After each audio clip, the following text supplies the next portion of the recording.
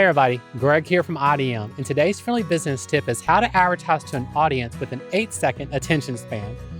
Whew, and the time it took me to say that, imagine reading that. In today's world, the digital consumers process information in a totally different way than in the past. The digital consumer nowadays, in most cases, because an upper range demographic is a little different right now, would have parsed what the title might be about and decide if they wanted to click on it or not, meaning more viewers would have skimmed over it completely due to its length, and went on to the next one. And it is nothing personal, it's just how they process info these days. The attention span of the average ad viewer is growing even shorter. Ads that require engagement are less likely to click with many audiences. So what can you do? Well, here are 6 strategies that will help guide your digital marketing towards the right balance of brevity and information in this new attention-driven economy. Number 1, clarity is king. Any content, whether it is a title, a long article, an ad, or anything, your guiding principle should be to create something that's useful or interesting to the viewer and doesn't make them work too hard for it. One way to create clarity is to give the user a simple and concrete concept to latch onto.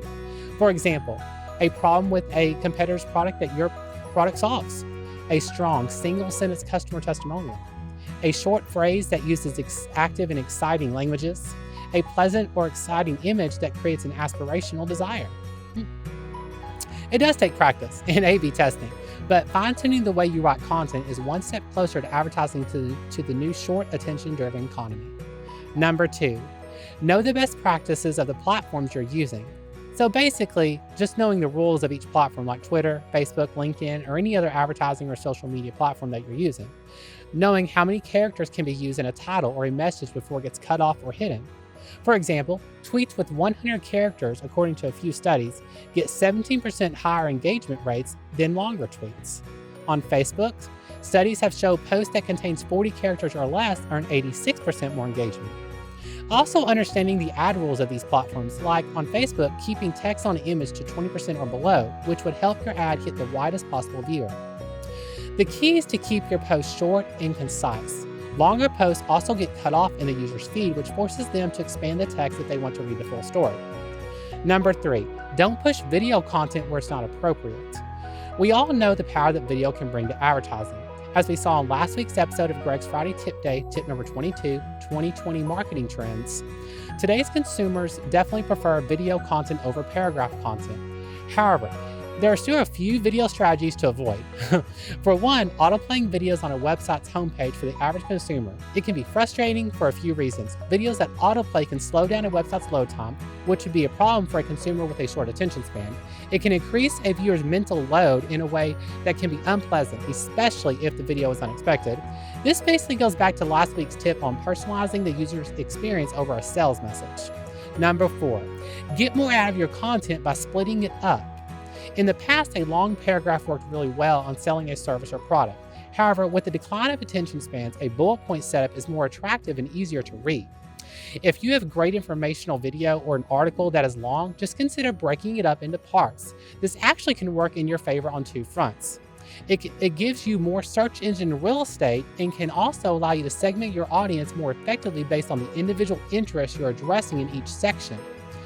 It makes the content more readable or viewer-friendly. It maximizes the utility of your content by turning a single post into a week's or a month's worth. Number 5, personalized ad content. Well, we've already talked heavily about this last week, so I'll just say one relatively easy way to make your content way more useful and interesting to your audience is by personalizing it. In an age where consumers see thousands of ads per day, personalization is an effective way to make your content stand out. Now, this will for sure take A/B testing, and keep in mind too much personalization can creep out the consumer. So just make sure you're paying attention to your campaigns and message and measure the engagement or conversion level. And of course, like I said before, A/B test anything you send out. And for the final strategy, use visual aids and interactive elements to leave a more lasting impression. Content that creates visual interest for the viewer will always have the advantage. Infographics, charts, funny videos, etc.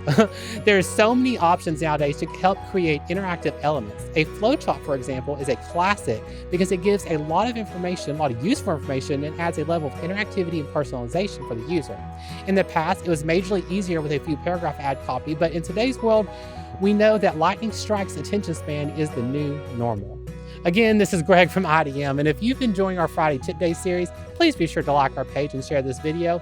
And if we can help you with anything, even if you just have a simple question, we are always just a phone call away at 501-941-3645 or visit our website, idmarkansas.com. Thanks for joining me for another round of Friday Tip Day.